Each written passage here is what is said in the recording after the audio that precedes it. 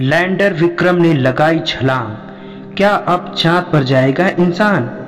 क्यों करवाई जाती है हाफ लैंडिंग? क्या चंद्रयान 3 मिशन हुआ कंप्लीट? दोस्तों, 42 दिनों के लंबे इंतजार और 14 दिनों के मून रिसर्च मिशन के बाद आखिरकार इसरो की मेहनत रंग ला चुकी है और भारत का चंद्रयान 3 मिशन 100 नहीं बल्कि 110% सफल हो चुका है।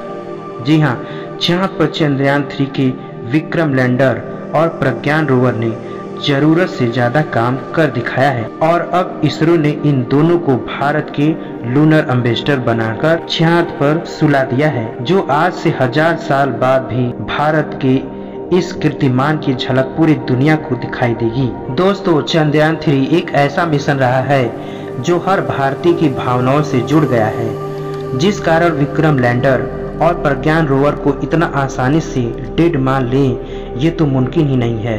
हालांकि चांद पर रात के समय -238 डिग्री सेंटीग्रेड तक तापमान गिर जाता है और ऐसे में फिर से सूर्योदय के बाद चंद्रयान का रिएक्टिव होना काफी मुश्किल काम है। लेकिन फिर भी इसरो के हर भारतीय की उम्मीद जगाते हुए कहा है कि 14 दिन बाद फिर से जब सूर्योदय होगा तो ये दोनों फिर से जाग सकते हैं। लेकिन ये कैसे मुमकिन है? क्यों आखिरी बार सोने से पहले विक्रम ने भरी थी अचानक उड़ान और क्यों करवाई जाती है दूसरी बार लैंडिंग, जिसे देख दुनिया भर के वैज्ञानिक भक्के भक्के हो गए? जानने के लिए बने रहिए वीडियो के अंत तक। दोस्तों, इसरो के चंद्रयान 3 मिशन की तरफ से एक ऐसी गुड न्यूज निकलकर आ रही है जो सुनकर आप भी खुशी के 7वें आसमान पर पहुंच जाएंगे और ये खबर भारत से जलने वालों पर मिर्ची डालने का काम करेगी।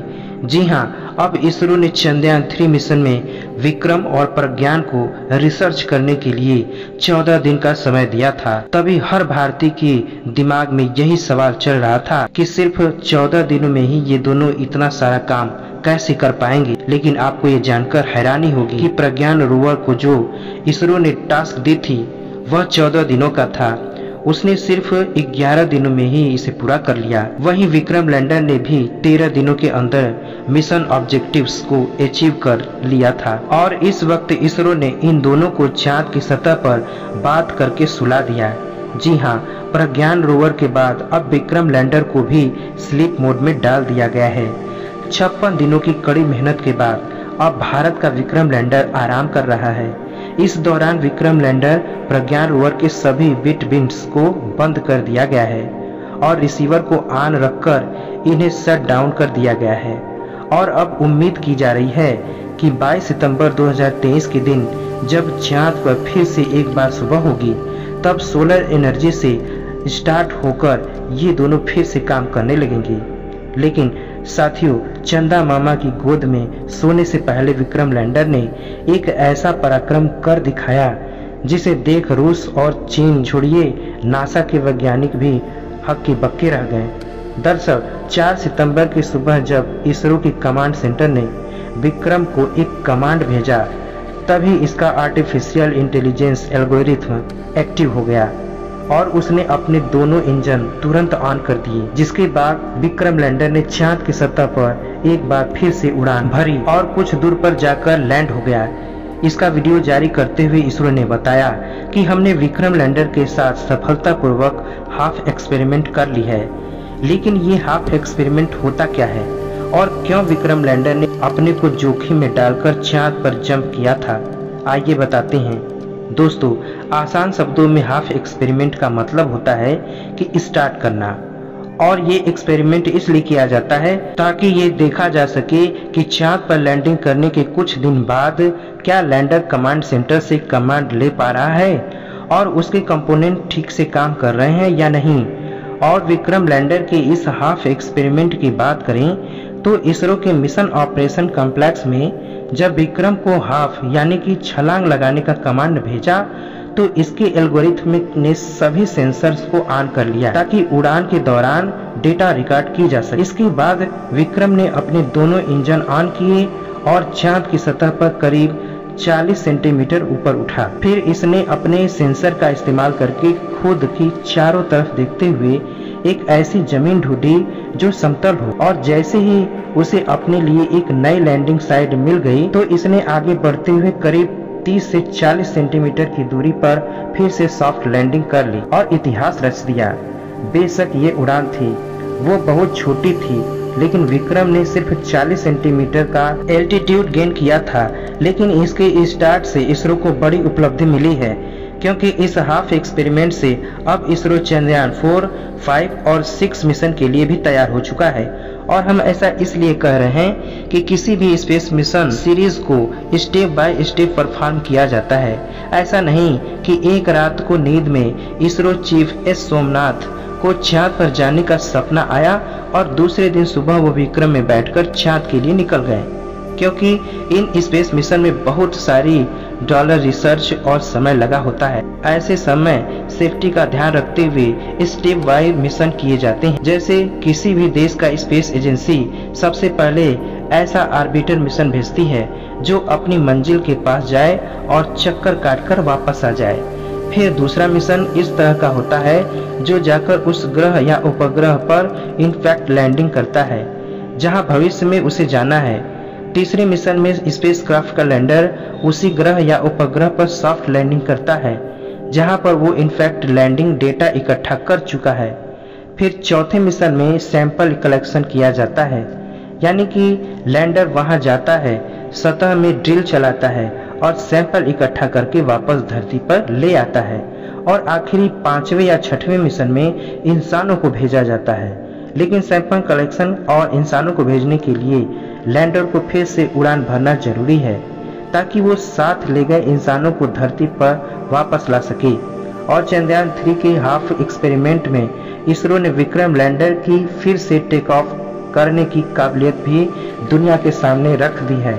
यानी जहां विक्रम 40 सेंटीमीटर उड़ सकता है वहीं वो 40 किलोमीटर भी उड़ सकता है और 100 किलोमीटर भी उड़कर ऑर्बिटर के पास वापस आकर जुड़ सकता है ताकि ऑर्बिटर उससे सैंपल लेकर वापस धरती पे आ सके। आपको बता दें कि नासा ने भी अपनी अपोलो सीरीज में इंसानों को चांद पर भेजने से पहले ऐसी एक्सपेरिमेंटल मिशन किए थे और अब चंद्रयान 4 मिशन में भी इसरो सैंपल कलेक्शन करने वाला है। इसकी तैयारी अभी से शुरू हो चुकी है। वहीं दोस्तों, इस सेकेंड सॉफ्ट लैंडिंग से विक्रम लैंडर के एडवांस आर्टिफिशियल इंटेलिजेंस एल्गोरिथम की सटीकता देखकर भी दुनिया के वैज्ञानिकों ने दांतों तले उंगलियां दबा ली हैं। और अगर आपको 23 अगस्त का वो इतिहास पल याद हो तो जब विक्रम लैंडर चांद की सतह के बिल्कुल करीब पहुंचा था, तभी सतह से कुछ सेंटीमीटर की ऊंचाई पर वह कुछ सेकंड के लिए पुअर कर रहा था, यानी रुक गया था, क्योंकि उसके बिल्कुल नीचे क्रेटर था। उसके बाद उसने आसपास देखकर एक सुरक्षित जगह ढूंढ ली थी।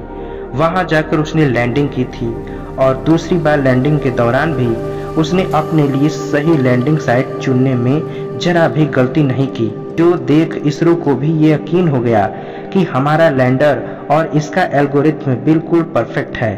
आपको बता दें कि विक्रम से 2 दिन पहले ही प्रज्ञान रोवर ने सभी टास्क अपने पूरे कर लिए थे, जिसने उसने चांद की सतह पर सल्फर, ऑक्सीजन, क्रोमियम, एल्युमिनियम और सोडियम जैसे खनिजों को खोज निकाला था।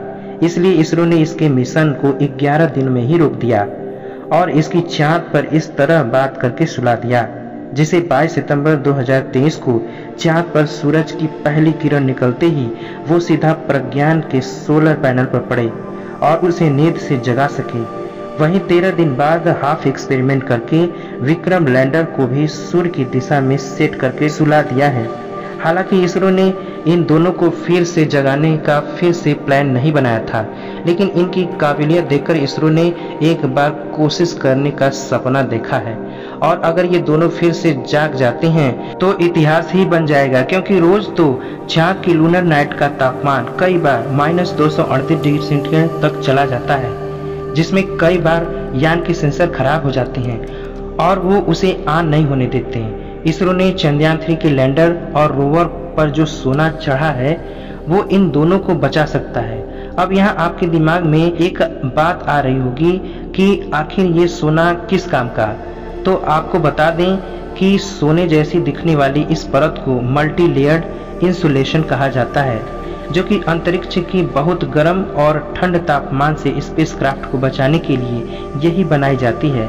करीब 6 लेयर्स की इस परत में अंदर की तरफ एल्युमिनियम और बाहर की तरफ से सोने की तरह चमकने वाली पॉलीमाइड प्लास्टिक लेयर्स होती है।